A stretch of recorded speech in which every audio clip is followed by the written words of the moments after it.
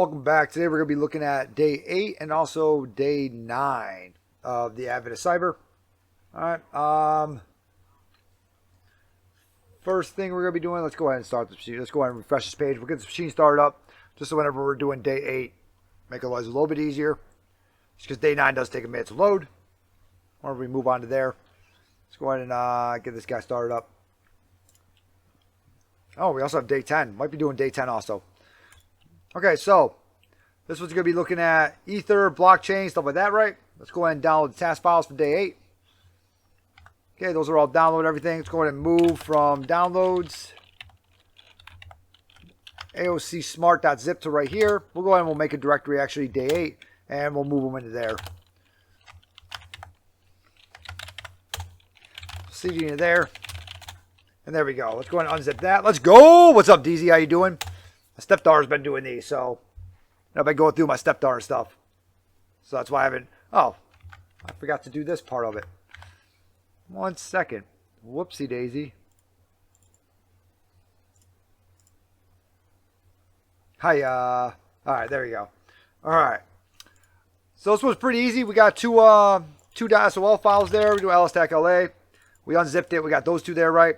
The only one we're actually going to be using is etherstore.sol. Okay, let's go ahead and find where we need to actually, this Remix IDE, right? So we look up Remix IDE, and very first one. All right, we can go ahead and start to learn about all this stuff. I think it's the very first one. Nope, you know, I might be messed up. I actually just clicked on the site. I think I actually just clicked on the site. Whoopsie daisy, that's exploit DB.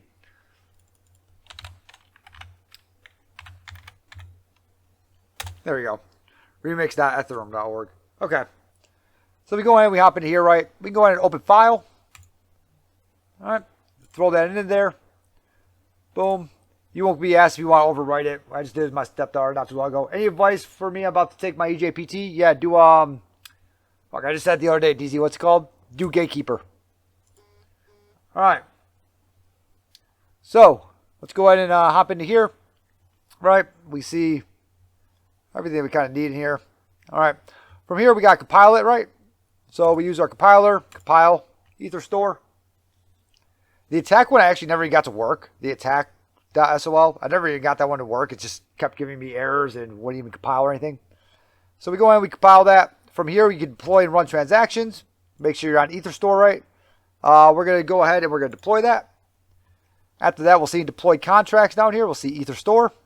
All right. And we're going to deposit one and we'll say ether. Deposit that. All right. And then go ahead and withdraw. All right. And once we withdraw, we get our flag. And that is it for that one, like right there.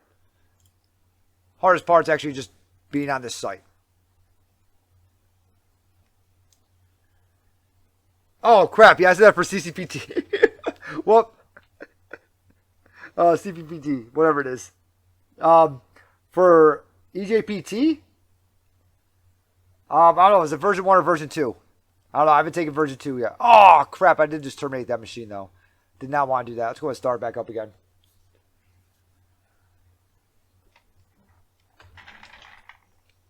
Grab some,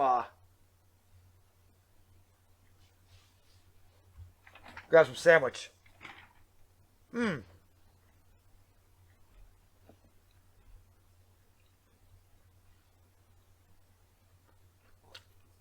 Yes, so obviously you can't root everything. That's one of the things. Okay. Also, make sure you know how to read a Wireshark. And understand that when you download the VPN, the Wireshark file comes with it. That was actually like an hour for me, was just figuring out that a Wireshark file actually came with the file. That's about it. But other than that, I mean, if you did all the labs and everything, you should be good. Should be just fine. Shouldn't be any problems.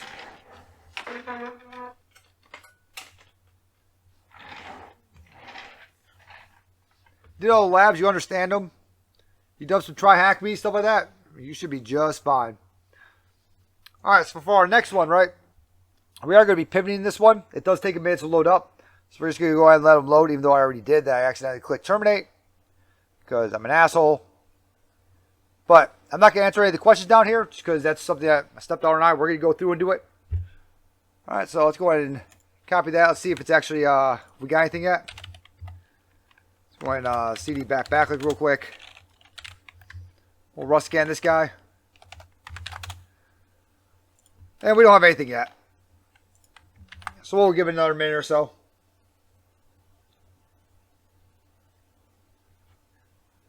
Yeah, if you can do all those, Brave, you should be just fine.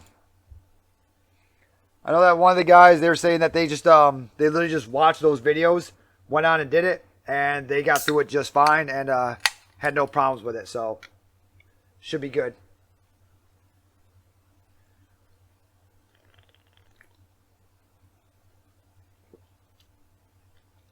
Yep.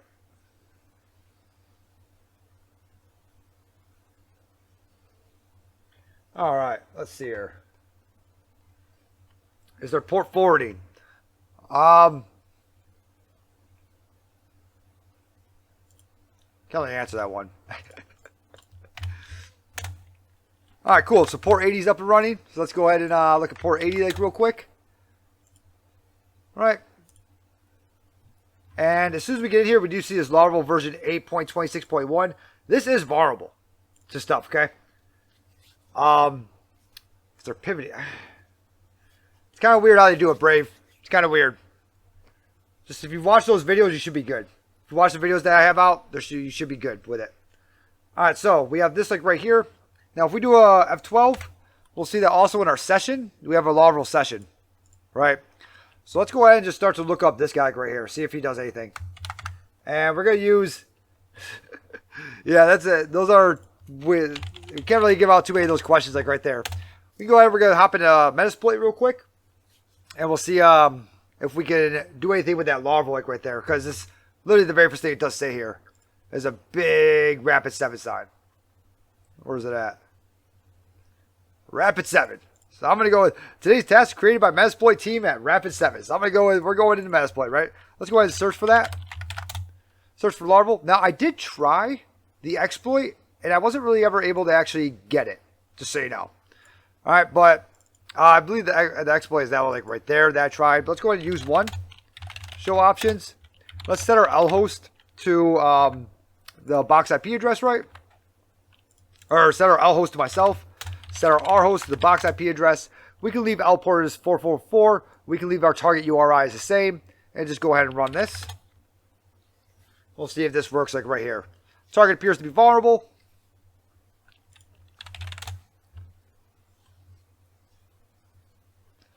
And I don't know if we're going to go through this the same way that they go through it in the notes over here. All right, Command Shell Session 1 open. Now, if we type in ID, it's going to take, it takes a minute for it to actually react and everything like that. So, if you're like, what the heck, this isn't working, it does take a minute. Let it run. Just let it go. There we go, okay? So now we do ID now, and now it's reacting a lot better, right? Let's go ahead and Control-Z this, yes. Search for shell 2. Use 0. Show options. So it doesn't need a session. Says attack I. We should be session 1. So set session to 1. We'll go ahead and we'll run that. We should be able to get an interpreter session out of this, which will then also help us out with our pivoting for this one, like right here. There we go. So I got it. Sessions 2. Get UID. And we are still www data, right? Let's go ahead and do an ifconfig. And we can see that there's a whole nother network connected to this guy, right? We got 172.28.101.50. So let's go ahead and run auto route. Attack S for this network right here. Now that is a 255.240.0. We're still just going to put in a /24. All right. We're not going to try to do like a slash. What is that? 22, 21, something like that. 20. All right, we're not going to try to do that. We're just going to still put it in as /24. All right. From here, let's go ahead and set up our proxy chain. So we can sudo nano proxychains4.conf, Cali, and also Control-Z this guy and search for stocks. All right. We're going to use 0. Show options. We're using version 5, server port 1080, and we're just going to do it for everyone. Okay. Let's go ahead and scroll down over here. I should already have it set up like that. Yep, SOCKS 5, 127.0.0.1 on port 1080. So let's go ahead and run this. That'll run in the background. And now we have our SOCKS proxy. We have our proxy chains. Everything's working out pretty good for us, right? So the problem with proxy chains is if we want to try to sweep a whole network, it's going to take a minute. But we can just try for like port 80. All right, let's see if proxy chains is working first. So we can proxy chains, nmap, and we're just going to do port 80. Let me go ahead and go back into session 2. I have config for that IP address like right there. And that'll tell us, yes, you're working or no, you're not. Okay. We'll do 22.443.54.32. Okay. But we do see that port 80 does immediately come up. So we are using proxy chains, getting through to it, and being able to hit this network. So proxy chains is working correctly. All right. Let's go ahead and get a shell on here. All right. Yep, we got a good shell. Well, not a good shell, but we do have a shell. Okay. We have all this stuff in here. All right. We have an environment variable set, so we can go ahead and cat that .env. Right.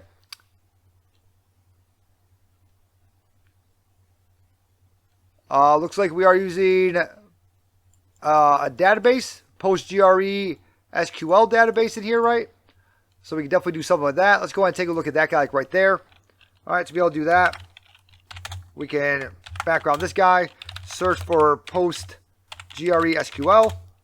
All right, we get quite a few things in here. Don't remember exactly which one I did. But let's just go ahead and just try to read stuff first. So maybe just something like this, maybe at first. Use 9. We'll show options. Set our R host to that guy like right there. All right, actually, let's go ahead and check out that env file again. It does say 127.0.0.1.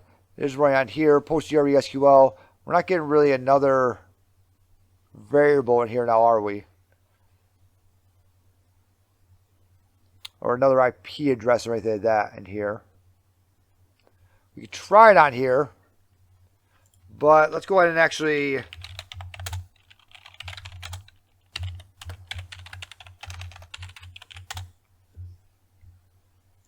All right.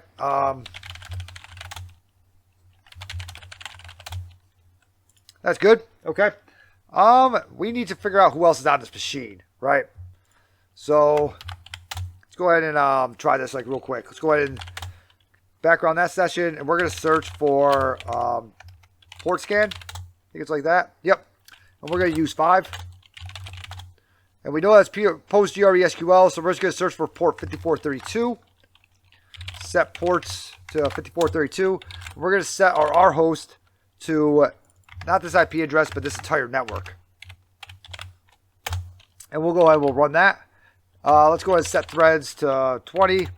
Set concurrency, that's fine. We'll go ahead and we'll run that. And see if we get anything back with it. All right, so we do find someone new of 51. Okay, let's go ahead and try proxy chains on 51. Oh, if I spell proxy chains correct, then it'll work.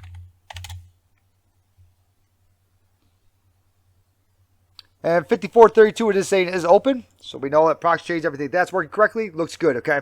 So let's go ahead and do that. Search for PostGRE SQL again. And we do see 51 up there. So let's go ahead and grab him. Set our R host to that. Whoops. Let's go ahead and use 9. Set R host to there. And let's go ahead and just run. See if we get anything back. We do. All right, cool. Now we want to start looking at tables, things like that. Okay, so we got refile, version, payload. I want to start reading some tables and stuff like that. Which I know it does say it in there. But we could try read file like real quick. Let's go ahead and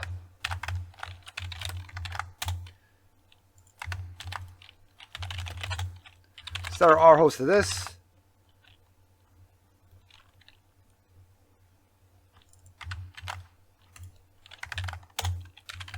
Can we read Etsy password? We can. Okay, so we can read Etsy password. Now I'm wondering, can we just read? I want to try something real quick. All right, so we can read Etsy password. We're not going to try. I was going to try to read something else, but we're not going to try that part of it. All right, now we got to drop this database, right? So let's see here. Instead of me sitting here and looking through stuff all day, I know that we can drop the database with one of the PostgreSQL things.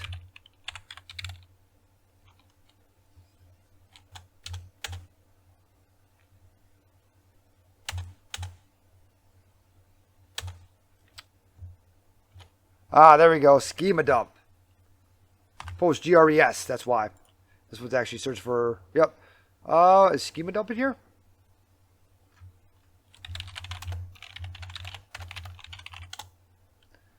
There we go. Thank you. Use 2. Show options. Set our R host to that guy right there. We'll go ahead and run this again.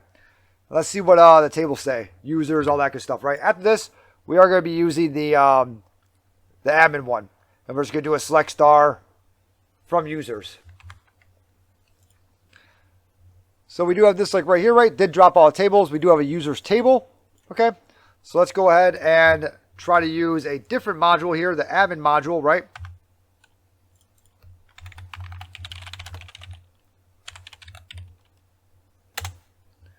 We'll go on and we'll use that admin module wherever that's at. I know I saw it once before. Hash dump, schema dump. Oh, there's schema dump right there. Read file, login. That's not it. Where's my admin file at? Auxiliary admin, PostgreS. Ah, that's why. There we go. Let's go ahead and use 0. Show options. And we'll go ahead and we'll run this. We don't want to do a select version though. We want to run pretty much this guy right here, right? So we're going to run the username and password. It seems like it's PostgreSQL. All right, that's the default PostgreSQL at the IP address. Okay, and we're going to select star from users. So we want to drop the whole users table. And we drop it and we get Santa and password, right? Now, where do we use that at? Because we haven't found SSH to be open at all yet. Okay, let's go ahead and echo that. And do a file here. And you notice also I had not yet done route add. I haven't done that yet. Okay, so we're going to try to do it without route add. All right, there's that, like right there. Let's go ahead and do a show up, or let's go ahead and figure out who else is on this machine. Because we know we should be able to SSH most likely in somewhere, but get into the machine somewhere, but we haven't found a login yet. So let's go ahead and do shell. Okay, now we're in shell. Let's go ahead and see this guy has a Docker or not. And we do, Docker environment. Okay, so we do have that like right there. Let's go ahead and read that like real quick, because we can read it, it looks like. Or maybe we can't.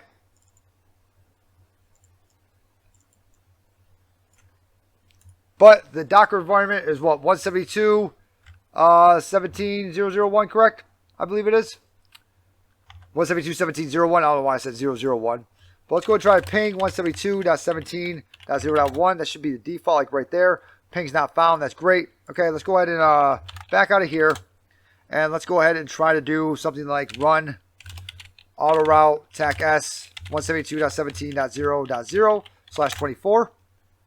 All right, so now that guy's now in our auto route, right? And let's go ahead and try to do a proxy change on 172.17.0.1. See if this works. And it 100% does, and we have port 22 and 80 open now. So now let's go ahead and cat that user pass.txt. We have, let's go ahead and proxy change SSH to Santa at 172.17.0.1 with this password.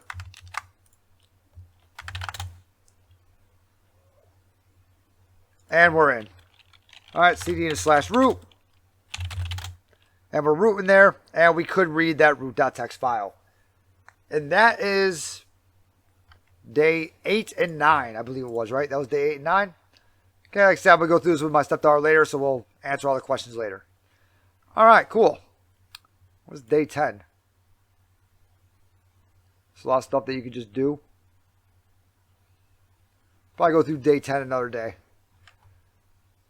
All right, so we're done with that one, like right there. Let's go ahead and exit out of here.